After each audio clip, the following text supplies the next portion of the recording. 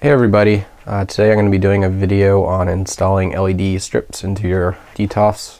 So I've already done one, just so I can show you guys beforehand.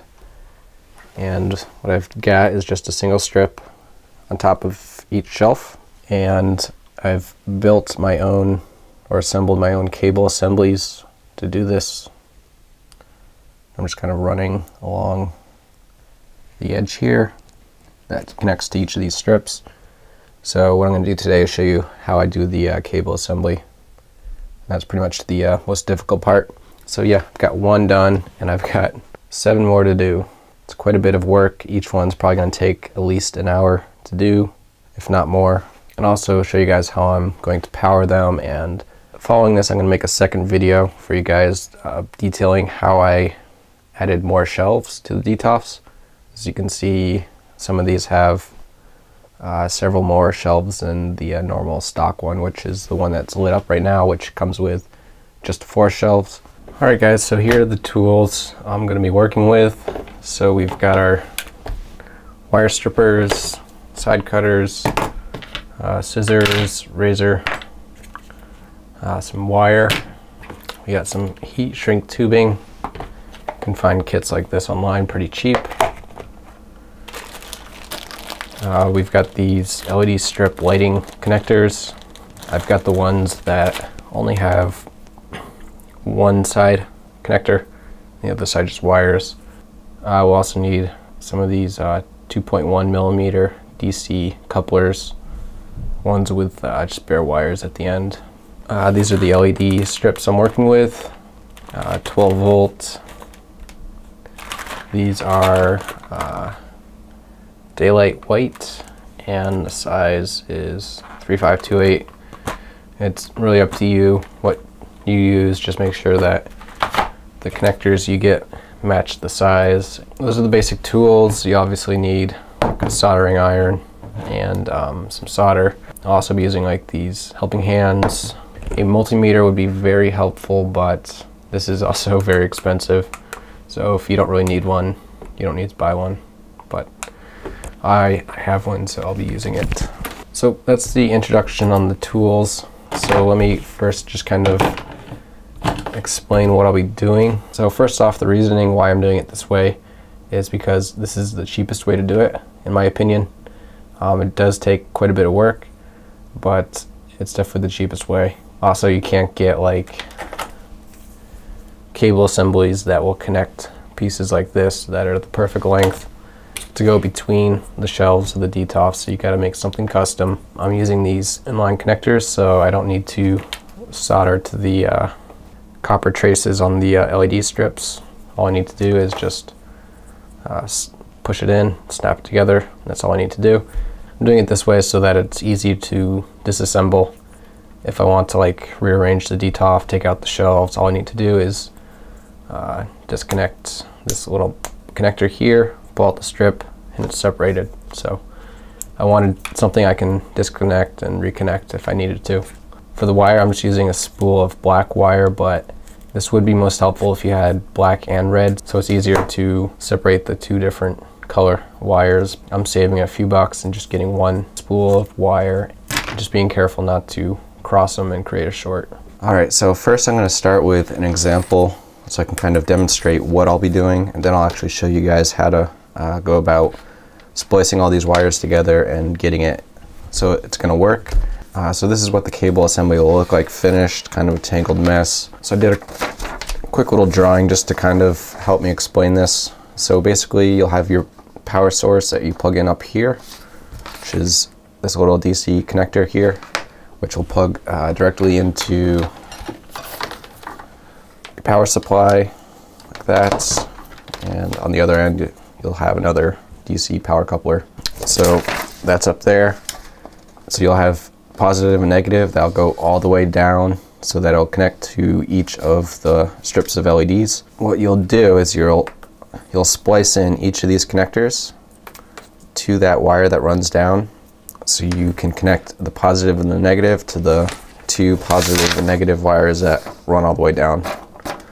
And the way you're going to be doing it is basically starting at the bottom, splicing in running some wires to the next one, splicing in, wires to the next one, splicing in. And once you get the hang of it, it becomes pretty simple, but that first figuring out kind of takes the most time. Pretty much the only skill you're going to need for this is basically splicing wires together and soldering them together, covering them in heat shrink. So it's pretty basic. You'll really only need to learn how to do one thing. I guess we can just quickly go through this assembly so you can kind of see the entire breakdown of how it was assembled. So we've got the bottom strip, which is probably the easiest because all you need to do is splice in 2 wires. Pretty short. You can kind of use the length of the wire of the connector. Just kind of splice in. The next one gets more complicated as you, because you need to splice 3 wires together for each of these connections. As you can see, we've got 3 wires here and 3 wires on the other side. So that's so that wires will connect to this connector and also run up to the next one, which is up here. So same deal. And that just keeps repeating all the way up. As I alluded to earlier, I've customized my shelving and added more shelves to all my Detolfs.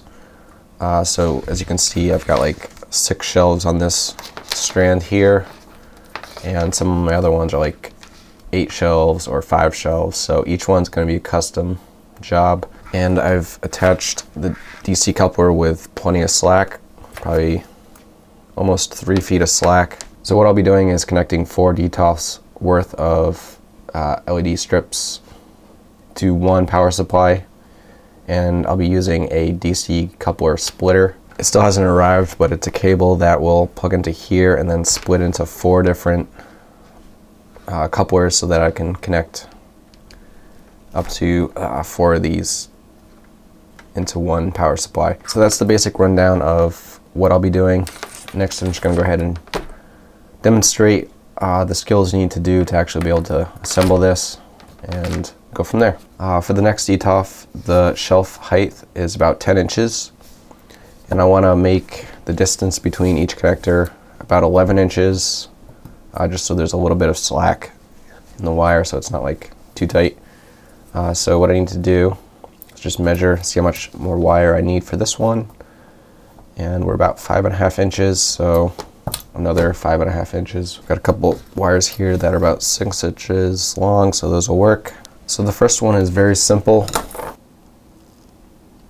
I'll carefully strip back the wires, twist those, and we'll do the same here. Using 2 different wire strippers because the gauge on these wires is different. This one's about 18, where this other one is about 20. And you want to be very careful not to like damage the strands of the wire itself. Alright, another thing you want to do is kind of cut off that pretend piece. Forgot about that. Alright, so go ahead and twist those so it's a good strand, no like bird caging. It's not like a tangled mess. So you want to keep it nice and clean, and you want to get in a good habit of having your heat shrink tubing ready because you need to apply it as you go. If you don't, you're going to be in trouble. Apply this. For this first one, you could easily apply it after you solder it to it, but good habit is to always apply your heat shrink tubing before you solder anything. To splice your wires together, you want to make an X, fold one over like so, and then fold the other one over backwards on the other side. So you got a good twist there. Sorry, it's not focusing all that well. And then you just kind of go ahead and twist the wires around each other. By spinning them opposite each other, it'll kind of just wrap itself around, and you'll be left with a very strong, solid wire splice. It's very easy to solder together. So grab your helping hands, your soldering iron, grab your solder, and what you do is you apply solder to your soldering iron till you get a little bit of a glob, and then move closer to the wire to the point where it starts to flow into the wire, and then move it to the opposite side of the wire and just kind of feed it until it fills up all the wire. You don't want to apply too much, you don't want like a huge glob. So you don't want too much solder, you just want enough to kind of flow through the wires. You kind of want to see the wire through the solder, and that's a good solder joint. I'm going to go ahead and do the next one, and then I'll show you how to do the next splice, which is the more complicated one. So I'm going to wait until I finish the entire assembly before I go back and apply heat to the heat shrink tubing to shrink it down. That way, in case I make any mistakes, it's easier to fix. Alright, for the next one, I'll be splicing 3 wires together, which makes it a little more difficult. So if you can imagine, this wire is running along the side of the Detolf, and I want to splice in this one, like that, and then run another wire up to the next one. So I want to trim this, because I don't need it to be very long, and I'm also going to measure out and cut 11-inch lengths of wire.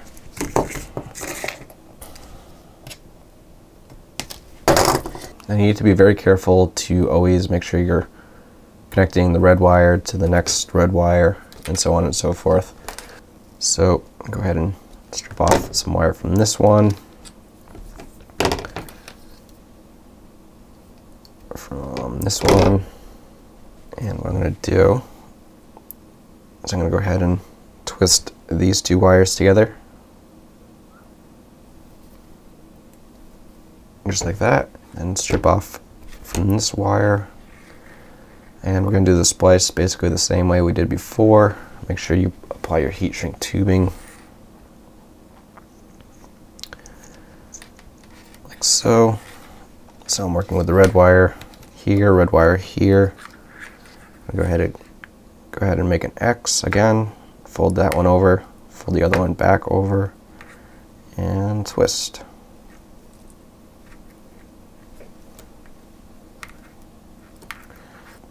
So I'm making this look easy, but it definitely takes a lot of practice, and I strongly encourage you guys to practice doing this probably 10 times or so before you even try to do it to your cable assembly. That way you know you figured it out and you can do it without any issues. So and I'm just going to go ahead and solder that together, and that's basically it. So I'll do the same thing for the next one.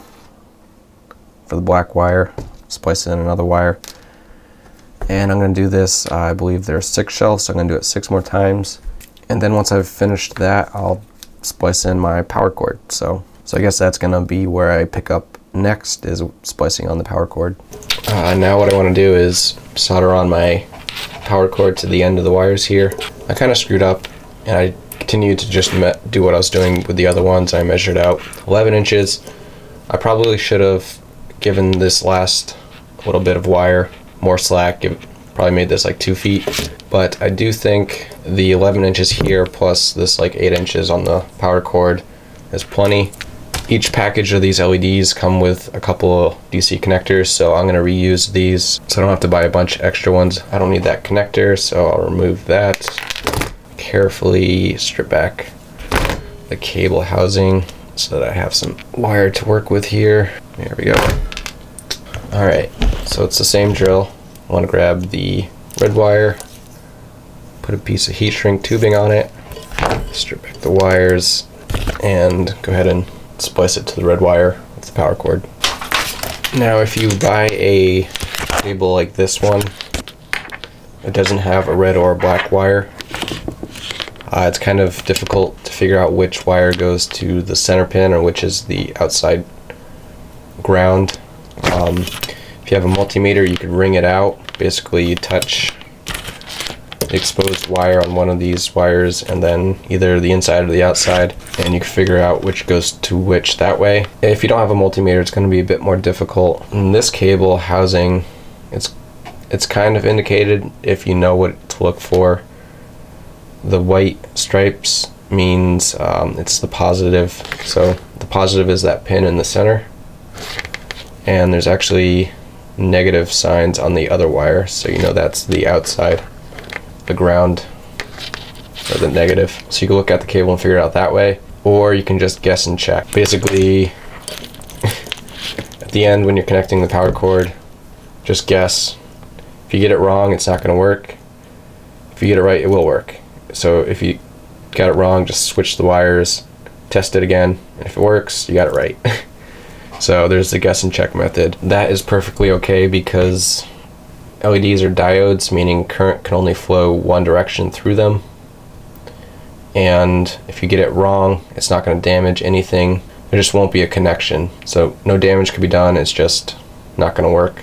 So just switch it. If it works, you got it right. So I have applied the heat shrink tubing to the wires. So what I'm going to do next is test one strip, and I'm going to test it on the very bottom.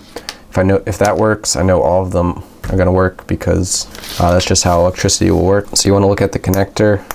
I've got the positive on the right side. So I want to find the end of the strip that has positive on the right side and the left side. Look at the other one, it's opposite. If you didn't know, each of these strips has a cut line. You can cut it anywhere. So now that I've located that, what I want to do is actually take a razor to it and cut off the diffusion. And I want to cut it off pretty close to the LED, but not exactly on the LED. It's pretty simple to do. All you need to do is just take a razor and apply a bit of pressure. Kind of hear it cut through that like clear gel stuff. There we go. Once you get to a certain point, you can kind of peel it off. It can be difficult to remove if you don't get it quite right. That one came off pretty easy. So one thing you need to be aware of is it's very easy to kind of overbend this flexible circuit and break it. It just takes a few bends and it'll break, severing the traces, and the strip will stop working, and you'll need to cut it at a different point. One thing to be aware of is that there's an adhesive strip on the back of this, and it's being covered up by this paper material. If I were to remove that paper material where I'm going to slide it in here, it's going to start to stick to the housing and not slide in very easily. You're very likely going to break it trying to force it in if you have that adhesive exposed. So there are two things you can do. You can leave the paper on there, which I recommend because it'll give it a little bit of strength, or you can peel the paper back and then peel off the adhesive, but that's going to weaken the copper, kind of take away some of its support. So what I'll do is actually just kind of make a score across the paper here so that when I peel it back later, it won't peel up past that point. So, and go ahead and carefully kind of wedge it in. Since it takes kind of quite a bit of force to kind of wedge it under these little connectors, I kind of like to just slide a toothpick under there just a little bit, and that's going to bend them up ever so slightly, making it a little bit easier to get this underneath, just like that. And when you clip it down, it'll push back down on those connectors, so you'll get a good strong connection. All right, so with my 12-volt power supply plugged in, this is a 12-volt 3-amp power supply. What I can do is go ahead and plug this in, and voila, we got light. And there we go. The next one is finished. So installing the cable housing on the side's pretty simple. You can either feed it in through the top, just working your way around the glass shelves, or from the bottom. It's up to you. And yeah, just remove the backing, stick the strip underneath the shelf. As you can see, I've put it in the front, and it seems to light up the display pretty well. I've cut the strips so it'll cover the entire length for most of them, but you could easily get away with one like this that isn't quite the entire length. It's one segment shorter. That way you could squeeze a little bit more out of the package of LEDs if you really wanted to. Unfortunately, the DC split has not arrived yet, so I can't show you guys several of these lit up at the same time. I only have one power supply, so still waiting on parts and stuff to do all of them and get them all lit up. But as you can see, we're making progress, and you can compare it to the one next to it, how much better it looks all lit up. So hopefully this video was helpful for you guys. The next part's just going to be a quick video on how I went about installing more shelves into these Detolfs. There are a few different methods, and I'm going to give you guys an explanation of the pros and cons of the different methods and all that. So stay tuned for that. Thanks for watching, guys, and we'll see you next time. Bye.